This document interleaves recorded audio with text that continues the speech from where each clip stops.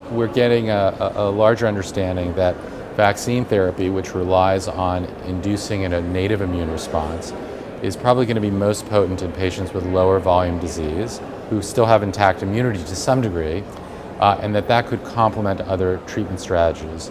So we have a very, I would say, reliable ability to induce T cell expansion against the tumor that's tumor specific and frankly with pretty minimal toxicity.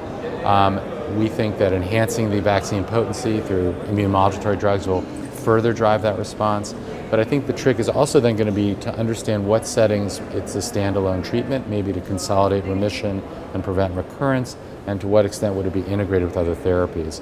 We have now actually a large effort sponsored through the Multiple Myeloma Research Foundation, working in conjunction with a group from Sloan Kettering and the Netherlands to integrate vaccine and CAR T cells together so that the vaccine could stimulate the CAR T cell to maintain an activated state, re-expand it, and also stimulate a broad response within the native T cell receptor so you can avoid antigen escape.